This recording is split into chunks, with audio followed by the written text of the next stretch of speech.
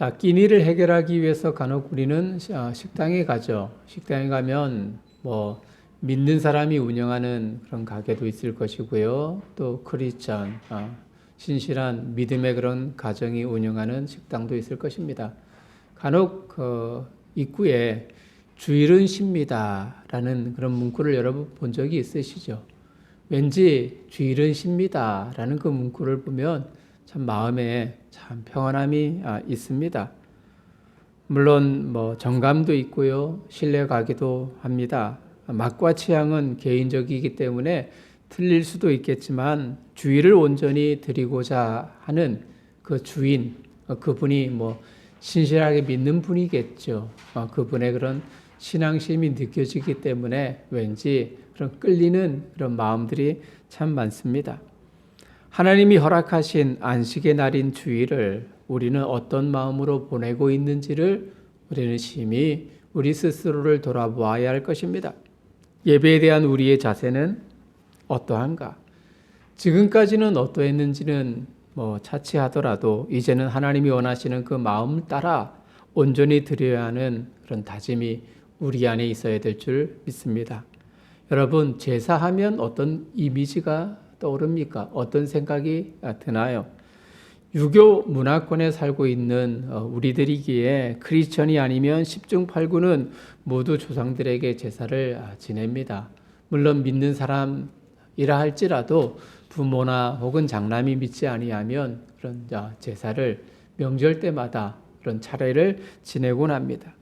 개업이나 차를 샀을 때도 돼지머리에 그 입에 지폐를 올리고 코에 똘똘 말아서 지폐를 끼우고 모두가 일시에 절하는 풍경들을 여러분 많이 보았을 겁니다.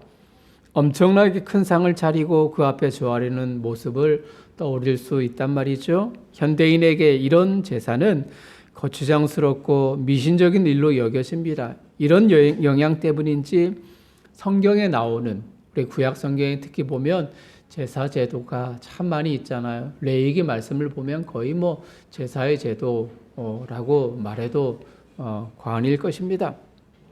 이런 제사가 예수님 이후에는 좀 많이 변화가 있었습니다. 예수님 이후에는 제사보다는 예배로서 하나님 앞에 올려드리는 예식이 되어졌습니다.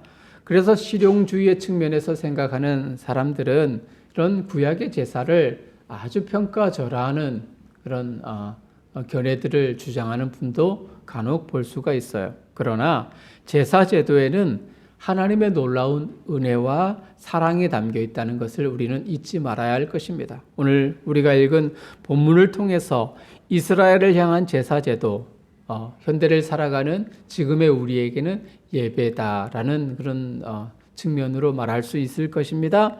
이런 제사 제도를 주신 하나님의 의도는 무엇인지를 알고 예배에 대한 즐거움을 회복하는 저와 여러분들 되시기를 주님의 이름으로 축복합니다. 두 가지로 말씀을 드리겠습니다. 자, 첫 번째, 하나님은 우리와 교제하기 위해서 제사 제도를 주셨습니다. 우리를 만나기 위해서, 우리를 거룩하게 하셔서 만나 주시기 위한 목적으로 제사 제도를 주셨다는 것을 기억하십시오. 지금도 구약 시대의 제사 제도를 부정하는 이들이 있습니다. 주님이 예루살렘에 도착했을 때 성전 입구에서 문전 성시를 이루었습니다. 제사 드리려 하는 사람들로 가득했었죠. 미처 희생당할 동물을 준비하지 못한 그런 이들을 위해서 돈을 받고 희생 동물을 판매하는 사람들이 많이 있었습니다. 물론 그 동물들은 흠이 있는 동물들이었습니다. 또 환치기들도 있었습니다. 통용되는 로마 화폐를 히브리인들이 사용하는 화폐로 바꾸어 주는 이들이 있었단 말입니다. 문제는 이런 모든 것이 변질이 되어졌고요. 형식적이었고요. 희생제물로 드려져야 하는 동물들도 그런 흠이 있는 동물들이었던 겁니다. 하나님을 위해서 드려야 할 모든 것들이 자신의 편리주의로 전락이 되어졌고요. 변질이 되어졌던 겁니다. 형식의 제사를 지내고 성전 제사를 돈벌이로 여긴 사람들을 향해서 주님은 분노하면서 그들을 향해서 질타하였습니다. 심지어는 독사의 자식들아 라고 말하면서까지요. 그래서 이런 제사 자체를 부정하는 이들이 간혹 있단 말입니다. 그러나 왕이신 하나님이 당신의 백성에게 주신 제사는 악한 것도 아닙니다. 무거운 것도 아닙니다. 제사를 통해서 하나님 앞에 나아가 교제를 회복하고 하나님과의 관계를 원만하게 만들기 위한 목적으로 하나님이 주셨던 겁니다. 우리가 성경 말씀을 읽었어요. 레위기 7장 37절, 38절을 읽었습니다. 이 제사, 구약의 제사, 이 제사는 5가지 정도로 정리를 할 수 있습니다. 이 5가지 제사를 주신 하나님의 그 의도가 담겨져 있습니다. 여러분, 성막이 완성되어졌을 때 모세가 이 성막 안으로 온전히 들어갈 수가 없었어요. 이스라엘 백성들도 물론이었죠. 이유가 무엇이었습니까? 성전 안에 임하시는 하나님의 그 거룩함 때문이었습니다. 인간은 죄가 많습니다. 죄로 더럽혀졌습니다.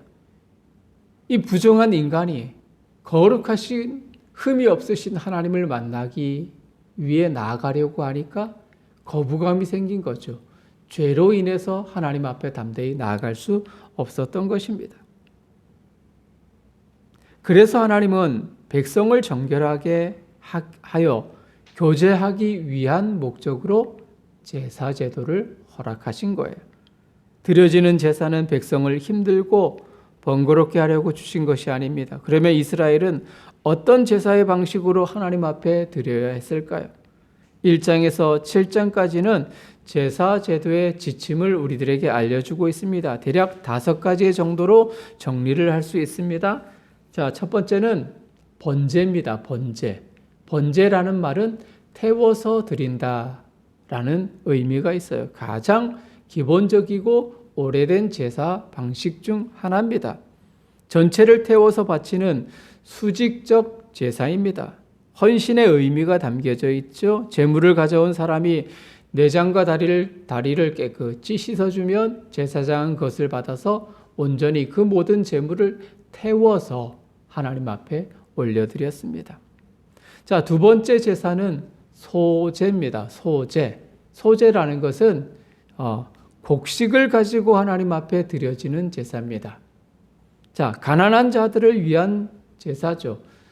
짐승을 잡는다는 것은 조금 재물적인 그런 손해, 물론 하나님 앞에 드려지는 그 측면 속에서 손해라는 단어가 적절치는 않겠습니다만 조금 값이 나가는 것이겠죠.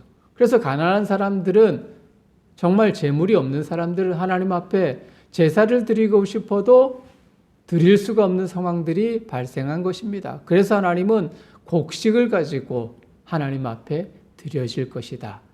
그래서 곡식을 하나님 앞에 드리는 제사를 가리켜서 소제다라고 말합니다. 3번째는 화목제가 있어요. 화목제. 말 그대로 화목이라는 이야기는 화평의 의미죠. 그죠? 화평의 의미입니다. 죄 용서받는 것을 기념하여서 감사로 드려지는 제사입니다. 몸 일부만 드리고 나머지는 이웃과 나누어 먹었어요.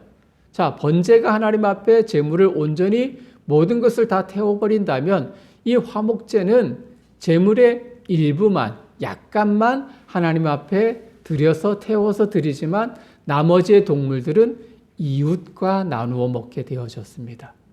반드시 이틀 안에 그 제물을 다 소화해야만 했어요. 그래서 일부만 모여서, 가족만 모여서 그 제물을 먹는 것이 아닙니다. 모든 이웃과 나누어야 돼요. 기간을 정했다는 것은 오랫동안 보관하여서 일부 사람만 먹을 것이 아니라 모든 사람들에게 나누어 주면서 함께 잔치의 의미로 화목 제사를 드리라는 의미가 있는 거예요. 그래서 위로는 하나님과 그리고 아래로는 이웃과 화목을 도모하라라는 의미 속에서 하나님은 화목 제사를 그들에게 허락해 주셨어요. 자, 4번째, 5번째는 속죄제 그리고 속건제가 있습니다. 비슷한 의미이지만은 약간 차이가 있다는 것은, 속죄제라는 것은 부지중에 지은 죄를 속할 때 알지 못할 실수로 범한 죄를 하나님 앞에 사함을 얻을 때 속죄제를 드렸고요. 그리고 또 하나는 속건제인데 이 속건제는 차이가 있다면 알고 지은 죄. 내가 이것이 죄라는 것을 알면서도 지은 죄를 속함받을 때 속건제로 하나님 앞에 드렸습니다. 의도적으로 지은 죄라는 거죠. 이 속건제는 분명히 알고 지은 죄이기 때문에 이웃에게 반드시 그 피해 대상만큼, 피해 범위만큼 반드시 배상해야만 했습니다.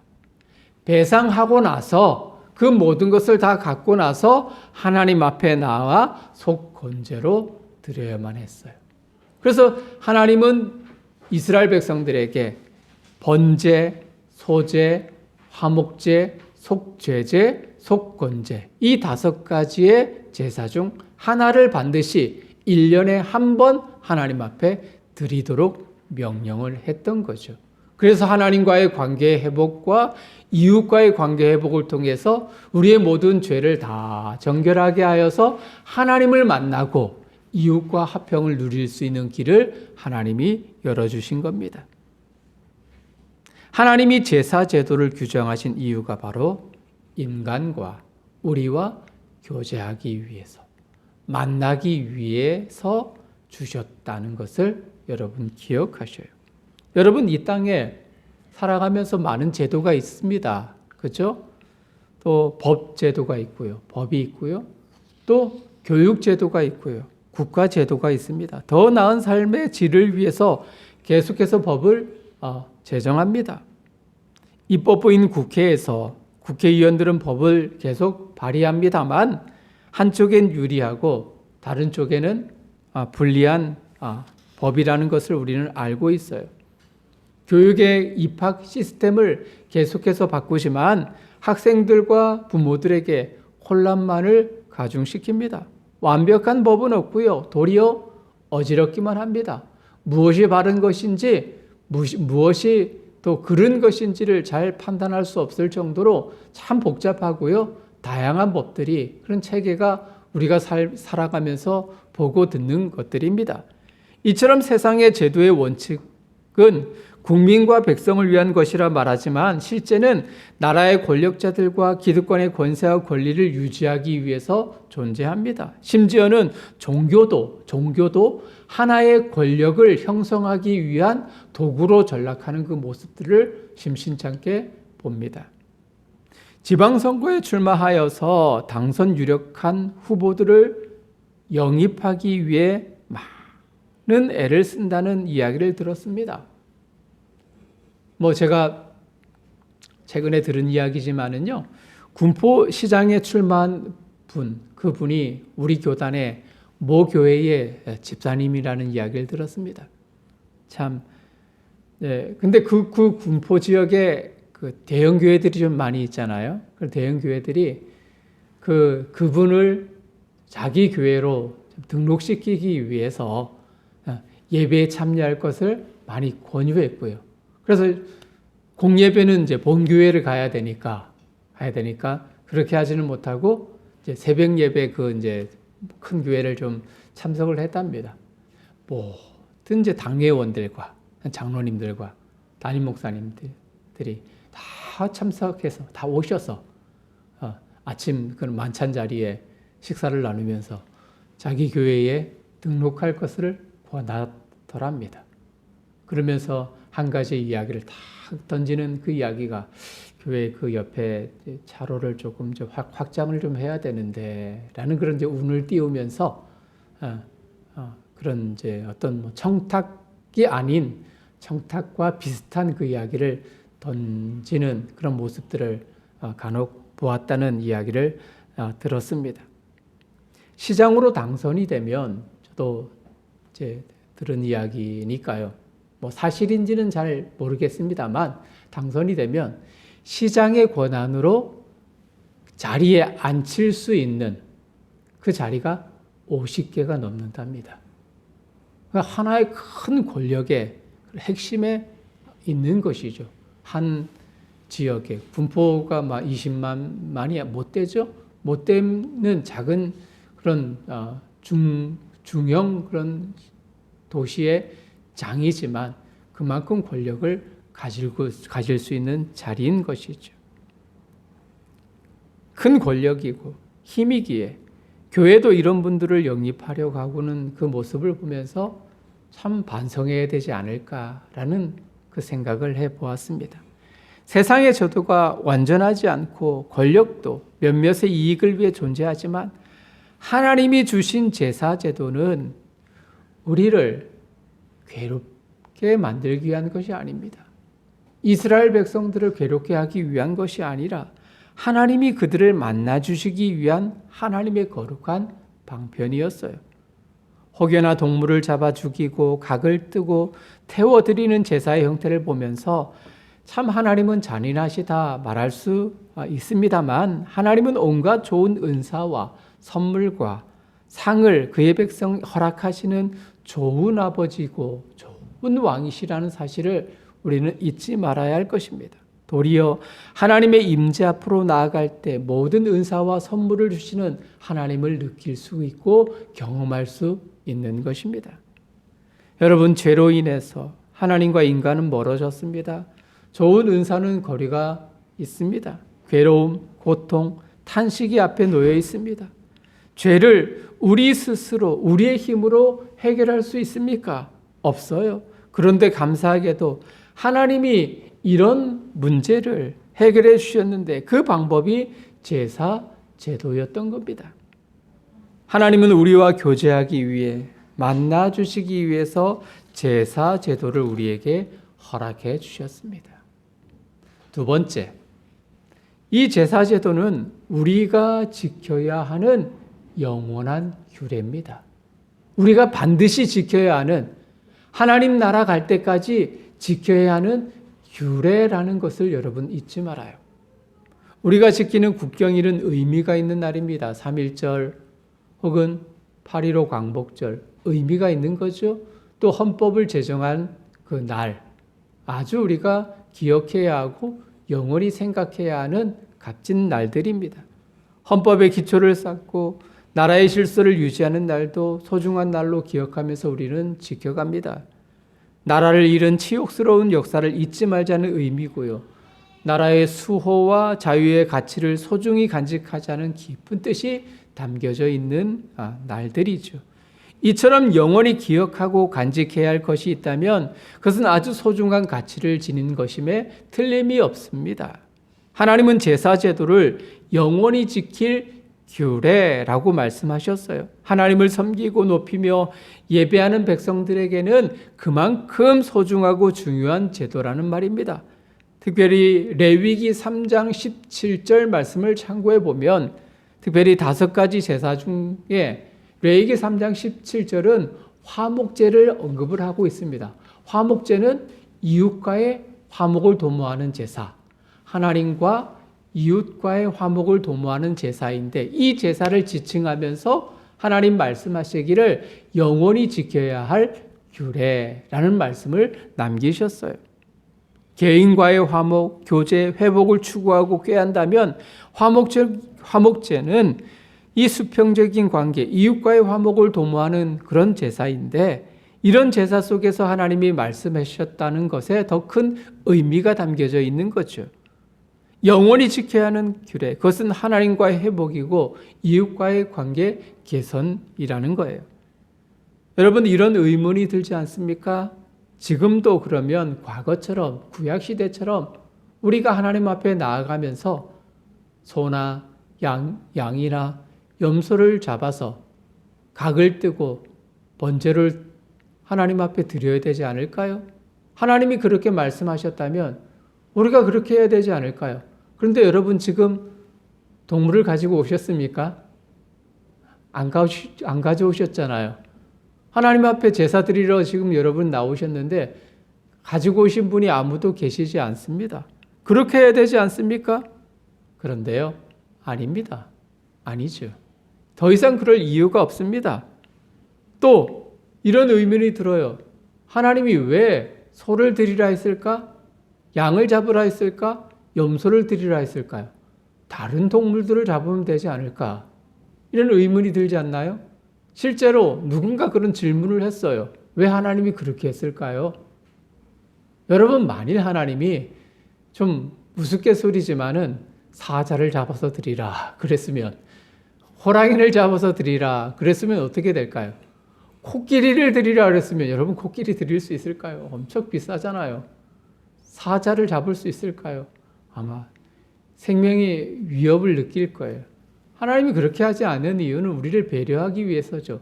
우리 생활 속에서 쉽게 접할 수 있는 동물, 그리고 많이 키우고 대중성이 있고, 그죠? 그런 것을 하나님 앞에 드리라는 것은 우리의 아주 작은 정성, 그것 하나만을 하나님이 보시겠다라는 의미가 담겨져 있는 것입니다. 최소한의 마음을 받으시겠다는 하나님의 배려인 것입니다. 그리고 과거 구약의 제사는 없어졌습니다. 아니, 사라졌다는 그 표현보다는 완성되었다는 표현이 더 적절할 거예요.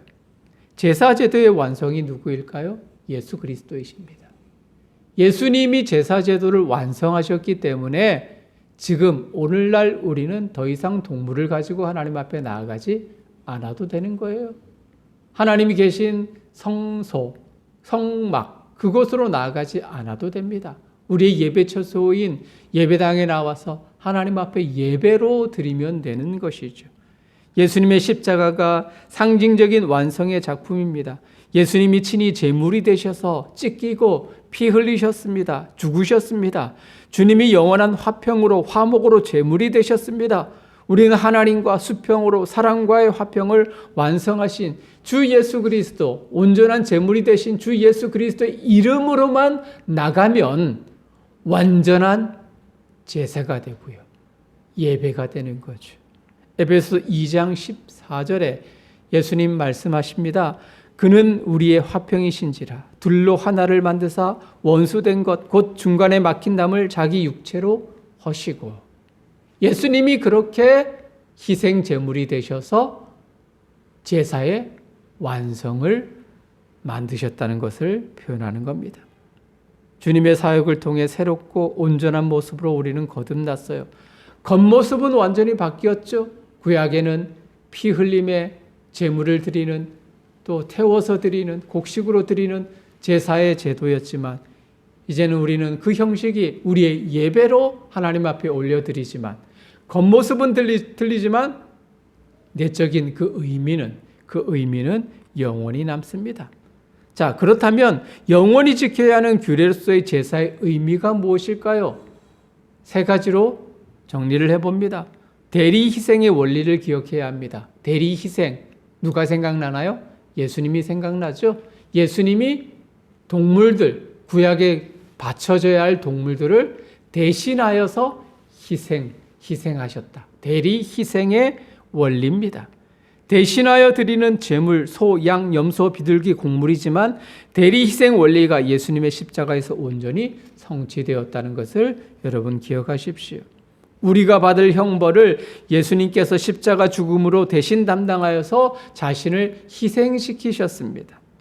한 사람당 한 마리가 희생되어져야 되지만 이제는 예수님이 모든 것을 통칭하여서 희생당하셨기에 우리는 예수님의 이름으로만 하나님 앞에 나아가면 그 예배는 온전히 하나님이 받으실 만한 예배가 된다는 것을 아셔야 합니다. 두 번째, 피의 중요성입니다. 피 자체가 본래부터 중요한 것은 아니겠죠. 그러나 하나님께서 육체의 생명이 피에 있다라고 말씀하셨습니다. 그래서 중요합니다. 첫 제사 제도에서는 짐승의 피 흘림을 통해서 죄 용서를 받게 되었습니다. 이것은 이후 예수님의 십자가에서 흘리신 피로서 온전히 성취되어졌죠. 여러분, 우리가 출애굽기 말씀을 살펴보면서 이스라엘 백성들이 하나님이 애굽에 징계하신 10가지의 재앙 가운데 10번째 재앙이 그런 죽음의 재앙이었습니다. 피의 재앙이었습니다. 근데 이스라엘 백성들은 양을 잡아서 문설주의 발음으로 인하여서 그 죽음의 사자가 건너뛰어 온전한 생명을 이스라엘 백성들은 유지했습니다만 애굽의 사람들은 죽음의 사자로 인하여서 장자들이 모두가 죽임을 당하게 되었던 거죠. 피의 중요성.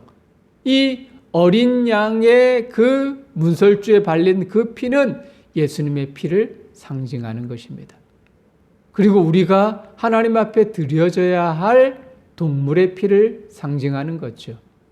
동물의 피를 대신하여서 예수님의 생명의 피가 온전히 뿌려져서 우리는 영적으로 거듭난 하나님의 백성으로 영원한 구원의 상징인 생명을 얻은 하나님의 백성이 된 것입니다. 예수님의 피가 모든 이의 사망을 건너는 생명의 도구인 것이죠. 그리고 세 번째, 하나님의 크신 사랑의 원리가 담겨져 있는 거죠. 영원히 지켜야 할 규례, 이 속에 담긴 마지막은 하나님의 크신 사랑의 원리를 영원토록 기억하는 거예요. 로마서 5장 8절에 이렇게 말씀합니다. 우리가 아직 죄인 되었을 때에 그리스도께서 우리를 위하여 죽으심으로 하나님께서 우리에게 대한 자기의 사랑을 확증하셨느니라. 예수님의 죽음, 그 죽음 자체가 하나님이 우리를 어떻게 하신다? 사랑하신다라는 확증이라는 말입니다. 주님의 피와 죽음을 통해서 우리의 죄를 단번에 사하시고 영원한 생명을 허락하셨습니다. 놀라운 하나님의 사랑과 그리고 하나님의 은혜가 제사 제도를 거쳐서 예수 그리스도 안에 영원히 남습니다. 이전에는 제사 제도를 통해 죄 용서받고 하나님과 교제하였지만 이제는 주님을 통해서 죄 용서를 받고요. 하나님과 교제하여서 하나님이 주시는 복과 영원한 사랑을 우리는 경험할 수 있는 것입니다. 과거 제사를 통해서 정결함을 얻고 하나님을 만날 수 있다면 이제 우리는 그리스도 예수님의 이름과 성령의 내주하심을 통해서 그 증표인 예배를 통해서 하나님을 만납니다. 그래서 예배가 소중한 거예요. 왜 예배가 소중하느냐? 왜 주일날 우리는 매 주일 교회에 나와서 하나님 앞에 예배 드려야 되느냐? 바로 구약의 제사 제도가 예수 그리스도의 십자가의 죽으심으로 완성이 되어졌고 주님이 매 주일날 나를 기념하라. 주일을 지키라라는 그 말씀 앞에서 우리는 희생 제사를 완성인 영적인 예배를 통해서 하나님을 만날 수 있는 이 자리가 바로 예배의 자리이기에 하나님 앞에 거룩하고 담대하고 정결함으로 나아가는 것입니다. 그리고 감사의 증표로 제물을 드렸듯 우리는 우리의 예물로 하나님께 우리의 마음을 표합니다. 그런데 여러분, 이 주일날 하나님 앞에 예배드리는 그 마음이 변질이 되거나 혹은 형식으로 치닫거나 하나님 앞에 드려지는 그 예물이 약간의 우리의 그런 아까움 그리고 부족함, 물론 부족함의 그 마음들을 우리가 느끼지만은 그런 마음이라면 예수님 시대에 제물을 드리러 제사를 드리러 나온 그들 모두를 향하여서 상을 엎으시면서 외쳤던 독사의 자식들아 라는 음성을 아마 우리에게 예수님이 하실 줄도 모른다는 사실을 여러분 명심해야 할 것입니다. 하나님의 말씀, 오늘 우리에게 주시는 말씀을 마무리합니다. 우리를 만나주시는 하나님을 향해서 그럼 우리가 준비해야 할 것은 무엇일까요? 가장 소중한 분을 만나는 자리입니다. 매너는 사람을 만든다 했어요.